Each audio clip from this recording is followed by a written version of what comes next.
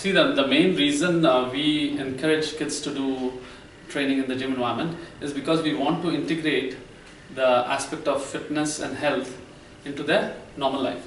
So as they're getting older, yeah, it doesn't become, as we've come across so many adults, like they feel as if it's a burden to come and exercise, and exercise is not a part of them because they've been brought up like that. The way we want the kids to is to come here, initially when they're very young, we want them to come only once a week, so that it becomes a part and parcel of them. And as they grow older, we can increase the number of frequency. Even after 10 years old, they can come twice a week, yeah. And then as they're 13 and more, they can come 3 times a week. So that as they're growing, it becomes a part and parcel of themselves. It is not something like which is they're forced into doing, or at the same time as they grow up, they have to enjoy it. So it becomes a process whereby it is like a normal thing for them. Exercise and being fit and eating healthy becomes a normal aspect. So when these kids are coming, say even they're coming once a week, not only are they training, so in terms of initially when they're young, say around 4 to about 7 years of age, we do more concentrated training on agility, balance and neuromuscular coordination kind of things.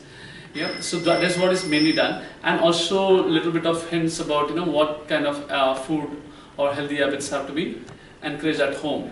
So then there are about 10 years old, yeah, then we try to include a little bit more of body weight training and understanding the biomechanics of the body, so that they can, because what happens is around 11 or 12 years of age, they can understand better in terms of what you're trying to say and how the body mechanics are working, and so that we can concentrate a little bit more on technical aspects, how to do the squat or how to do the power clean or the kettlebell swing in a very lightweight manner, but how to do it and what joints are used, so that when they decide, which is usually around 12 or 13 years of age, which is when we encourage them to decide if they want to participate in one particular sport, yeah, which they actually enjoy.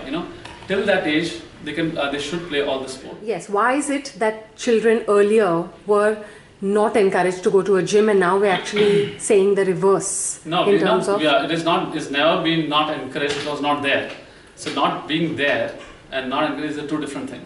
Okay, that's one thing. The other thing is, earlier we had more outdoor spaces, especially in the urban areas, and safer spaces. It was outdoor. There was no issue of accidents, no issue of molestation or trust, which was much more there, and you could let the kids be. Usually, we should encourage free play. Free play is where they are doing unstructured any kind of movement, and that is important till at least the age of 10 to 12.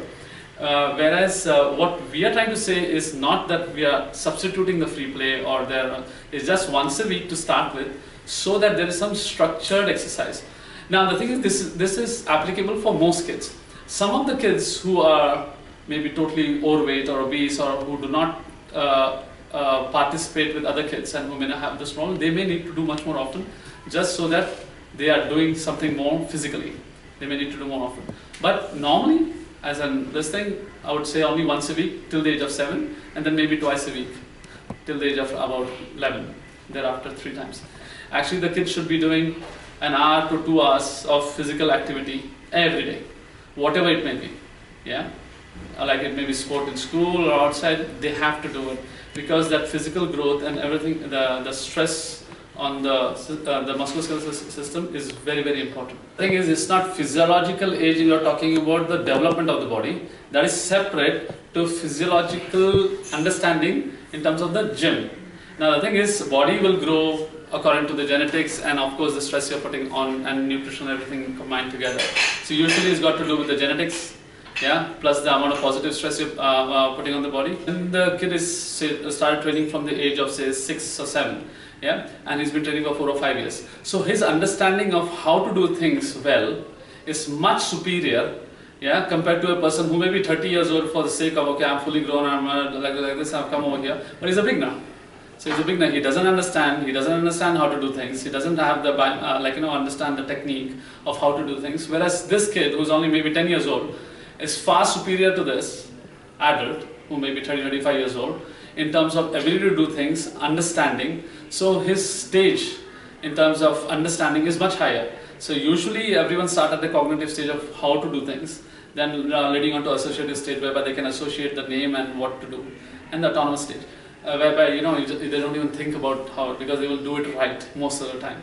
Yeah. So that is what happens. So we want them when you are in a higher stage of understanding and how to do things, in the same amount of time, the benefits are much more, because you are able to do with more amount of things in lesser amount of time. From the age, like I said, about 12 to 13, one can train in a structured, normal way. So one can put more stress on the musculoskeletal system. There is no issue of height. The growth plates to be affected. Excuse me. You have to put huge amount of stress. It's like, which never happens. Even we don't train like that in terms of that much amount of stress. Anyway, whenever you're doing structured training, the risk of injury is very low compared to any sport. The highest risk of injury is usually in football, and then many of the other contact sports. In terms of weight training and all, is very low. It's practically at the end of the scale compared to all the other sports. So that is what it is. In fact, when you do weight training and where the muscle mass is increasing and the bone mass and the joint strength is improving, actually it leads on, the benefit leads on to the sport in terms of being able to recover from the injury much faster. Especially for boys, the testosterone is released after puberty. In terms of amount of testosterone which is going to be released during that phase is going to be very high. Now testosterone is an anabolic hormone which actually helps in musculoskeletal development. Usually the muscles are going to develop much better, but at the same time, unless and until the stress is there, the testosterone cannot be released more. So it will be released. It will be releasing much more than normal anyway.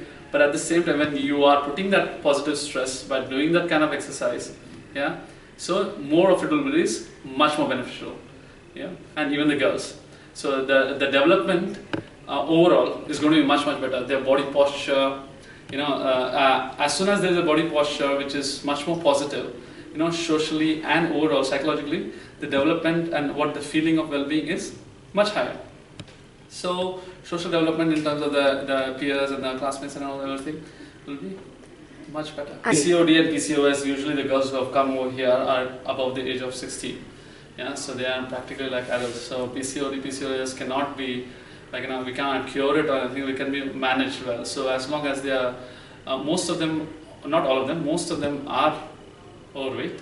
So as soon as they look after their nutrition and exercise habits, of course they'll be better managed. Eat small meals, eat healthy meals, eat fresh food and non-packaged goods.